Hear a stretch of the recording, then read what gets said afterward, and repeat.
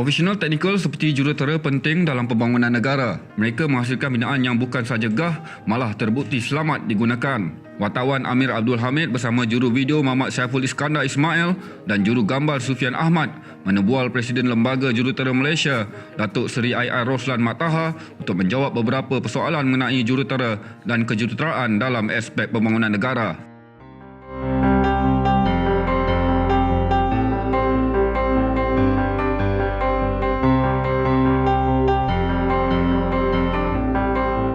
Okey, untuk seorang untuk menjadi seorang jurutera bertauliah profesional, pertamanya pegawai ataupun mesti mempunyai, kita panggil basic degree. Kejuruteraan kita panggil kejuruteraan sarjana muda, sama ada dalam bentuk alam sekitar ataupun civil, elektrik, mekanikal, elektronik, electrical dan sebagainya. Itu merupakan yang pertamanya. Yang keduanya, kita panggil sebagai untuk meningkatkan tahap menjadi jurutera profesional dengan gelaran ataupun di awal nama seorang itu mempunyai prefix IR ataupun insignia. Seorang itu perlu menduduki peperiksaan, iaitu peperiksaan di mana beliau ataupun pegawai tersebut perlu submit satu reka bentuk kejuruteraan dan perlu mempunyai pengalaman sekurang-kurangnya 3 tahun sebelum menduduki peperiksaan tersebut, di mana peperiksaan tersebut antaranya akan menilai ataupun peperiksaan bertulis, soalan-soalan tentang code of conduct sebagai seorang jurutera. Saya yakin sekiranya kalau pegawai itu seorang itu telah berkhidmat selama 3 tahun, sama ada dengan kerajaan ataupun dengan agensi swasta, saya kata langsung amalan itu penting. Jadi kita akan menguji amalan tersebut dalam bentuk peperiksaan dan juga peperiksaan atau soalan teknikal. Ada 2 set soalan kat situ. Dan sekiranya pegawai seorang itu lulus, maka ianya akan diberi gelaran prefix tadi IR. Itu kita panggil sebagai professional engineer.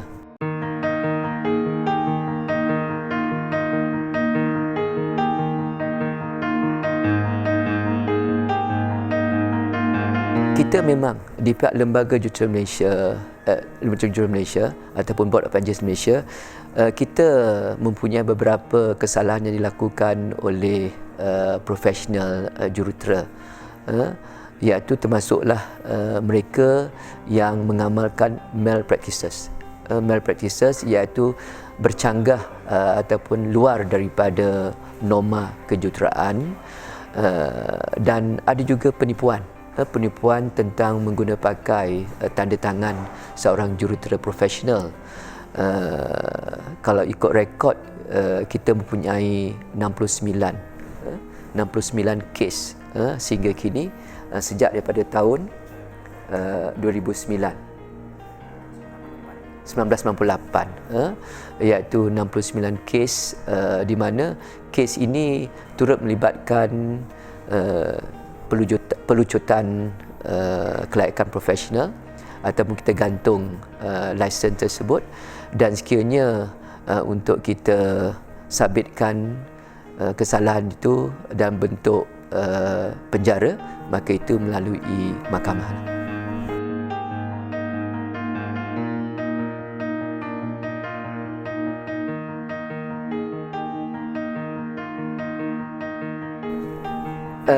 Dia untuk jurutera palsu tu buat masa ni kalau ikut statistik tak ada, tapi jurutera yang mengaku jurutera profesional tu banyak.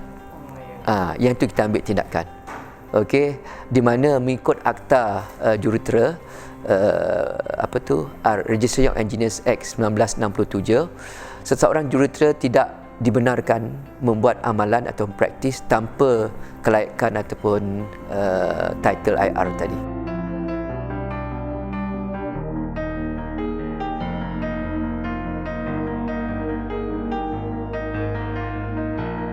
Okey, saya tak jawab secara khusus pada MRT. Okey, saya cuba jawab secara am. Dalam kita membuat sesuatu pembangunan ataupun development, di dalam proses kebenaran merancang, kita disyaratkan untuk submit beberapa dokumen termasuk borang. So dalam hal ini termasuklah kita panggil ESCP, Erosion Sediment Control Plan. Ini merupakan satu syarat oleh JPS. Dan rata-rata sekiranya kita membuat pembangunan yang berbentuk, saya panggil sini area development. Area development maksudnya pembangunan yang melibatkan satu kawasan yang besar. Kalau MRT tadi melibatkan kita panggil sebagai linear development, begitu juga pembinaan jalan. Okey, untuk area development lazimnya kita boleh kawal. Kita boleh kawal sedimen ataupun erosion yang berlaku di kawasan tersebut, di mana sebuah ataupun beberapa buah sedimentation pond perlu diwujudkan. Dalam hal ini, pakar ataupun jurutera yang bertauliah perlu mereka bentuk. Okey, di sekeliling kawasan terlibat banyak mana, besar mana dan lokasi mana perlu diadakan, dan pelan ini perlu diserahkan kepada JPS. Walaupun diserahkan kepada PBT yang meluluskan kebenaran merancang tadi, dan di pihak PBT nanti mereka akan serahkan kepada JPS juga, di mana keanggotaan One Stop Center untuk kelulusan kebenaran merancang ini turut dianggotai oleh pegawai-pegawai daripada JPS. Jadi secara tak langsung segala hakisan dan air larian daripada pembinaan tersebut boleh dikawal, dan air yang keluar daripada kolam-kolam endapan ataupun kolam-kolam takuan tersebut merupakan air yang bersih daripada sedimen ataupun daripada selut, dan boleh, kata orang tu, boleh retain di kawasan tersebut sebelum dilepaskan kepada sungai ataupun saliran-saliran air. Untuk projek-projek aerial berupa MRT dan sebagainya, ini lebih mencabar, di mana bilangan sedimentation pond dan sebagainya perlu banyak tapi dalam berskala kecil. Ia merupakan localized sahaja. Kemungkinan kalau kita membina 1 km MRT ataupun 1 km jalan, kebarangkalian kita mempunyai sediment trap ataupun kolam takungan tadi mungkin banyak, bergantung kepada terrain, profil tanah. Kita mesti tahu sedikit topografi ataupun geografi area tersebut, di mana kawalan adalah dalam bentuk catchment, sebuah catchment tersebut. Dalam satu ruang, dan ianya akan, barriernya ada di kawasan tinggi. Jadi air akan mengalir daripada kawasan tinggi pada kawasan rendah, dan di kawasan rendah tersebutlah maka kita membina sediment trap kita, dan size trap tersebut mesti boleh menampung air ataupun sedimen daripada catchment tersebut. Jadi dalam hal ini pada saya, selain ia telah pun menjadi syarat, pemantauan dan penguatkuasaan yang rapi perlu diadakan susulan daripada itu. Dan perkara ini sering berlaku sekiranya kita membuat pembinaan di hulu. Di hulu. Sekiranya kita membuat pembinaan di hulu, because sekarang ni kalau sedia maklum, pembinaan di hiliran kebanyakan dah saturated, dah padat. Jadi mau tak mau pembinaan perlu meningkat ke hulu. Di dalam kita membuat pembinaan di hulu, secara tak langsung kita mesti wajibkan sistem saliran dipertingkatkan di hilir. Sekiranya sistem saliran tidak ditingkatkan ataupun pemaju membuat saliran di kawasan mereka sahaja, tapi secara tak langsung jumlah air ataupun jumlah kita panggil discharge daripada hilir itu akan bercampur dengan discharge daripada hiliran, ianya akan meningkat. Dan secara tak langsung sekiranya kita tidak pertingkatkan lagi ataupun besarkan lagi sistem saliran kita, secara tak langsung ianya akan melibatkan banjir, kita panggil localized flooding, banjir kilat ataupun banjir setempat.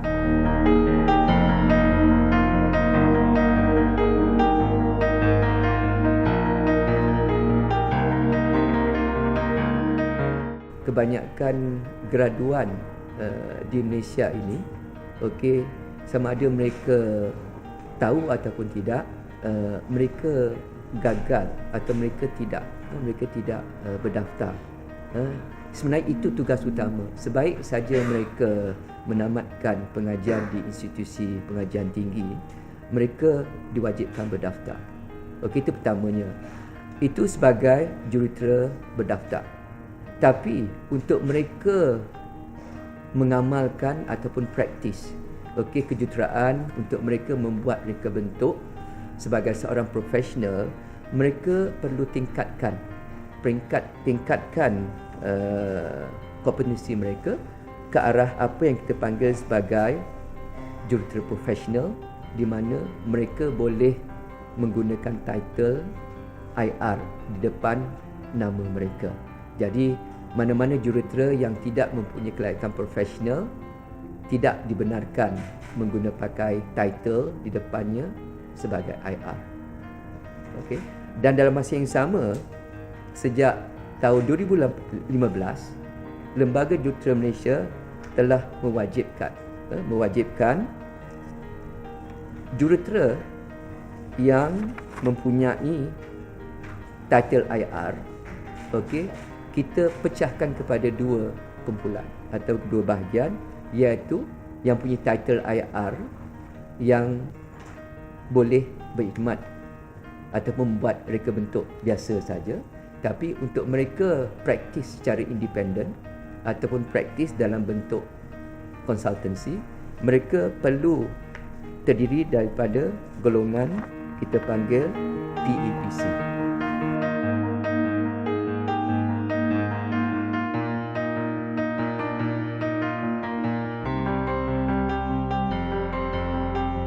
Kami dapati kebanyakan dari mereka yang tidak berdaftar adalah mereka yang tidak berkhidmat dengan kerajaan atau tidak berkhidmat dengan JKR ataupun agensi-agensi kerajaan lain di kementerian-kementerian sebagai pegawai kader dan sebagainya. Jadi dalam hal ini pihak lembaga Jurutera Malaysia akan mengambil tindakan sekiranya kita menerima aduan di mana kita akan buat siasatan, ataupun sekiranya ada sesuatu aksiden berlaku dan ia akan menjadi satu kesalahan yang besarlah, di mana pertamanya kesalahan juga kepada majikan yang melantik seorang jurutera yang tidak berdaftar. Okey, yang keduanya kepada graduan tersebut ataupun jurutera tersebut yang tidak berdaftar. Dan kita di sini kita memang kita wawarkan, saya ambil kesempatan ini untuk wawarkan kepada semua jurutera di negara kita. Pertamanya, pastikan mereka berdaftar. Yang keduanya, untuk mereka tingkatkan lagi kompetensi mereka untuk menjadi seorang jurutera yang profesional untuk mendapatkan pengiktirafan IR. Dan secara seterusnya, mereka selepas mereka berdaftar dan secara tak langsung kita boleh membantu mereka untuk secara tak langsung bekerja di luar negara, khususnya di dalam negara-negara ASEAN, di mana Malaysia, Board of Engineers Malaysia sebagai salah satu ahli kepada kesatuan tersebut.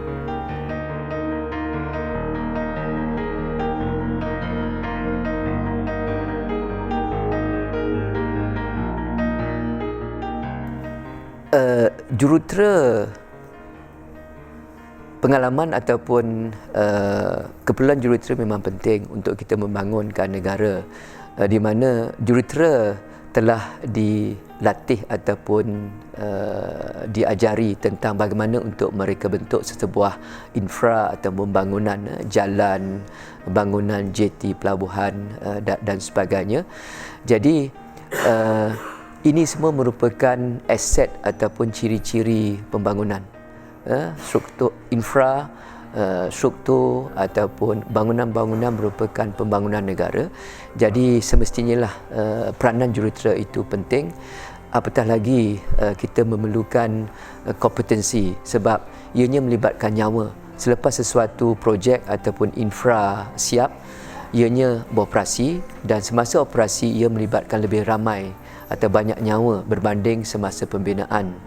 Dan dengan adanya kelayakan profesional tersebut, secara tak langsung jaminan ke atas reka bentuk tersebut telah ada, dan keyakinan pengguna ataupun rakyat ke atas jurutera atau reka bentuk tersebut menjadi lebih mantap.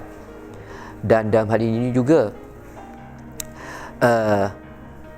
macam sering diperkatakan, reka bentuk ataupun konsep reka bentuk ni boleh didatangi oleh para arkitek, tapi yang memastikan sama ada artist impression tersebut boleh dilaksanakan atau tidak adalah seorang jurutera. Okey, dan jurutera akan mengesahkan bagaimana untuk membina sesebuah reka bentuk konsep ataupun idea daripada seorang arkitek ataupun daripada sesiapa sahaja.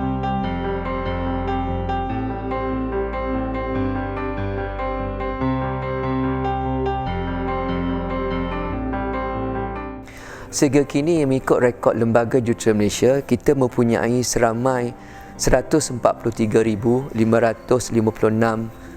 registered engineer ataupun jurutera yang berdaftar. Jurutera di sini termasuklah jurutera awam, mechanical, electrical, elektronik, alam sekitar dan sebagainya. Tapi daripada 143,556 ini, seramai 19,120 jurutera yang bergelar professional engineer, iaitu yang boleh mengguna pakai title IR tadi, iaitu dengan pecahan sebanyak 13.3% sahaja daripada jumlah keseluruhan yang kita ada di negara kita.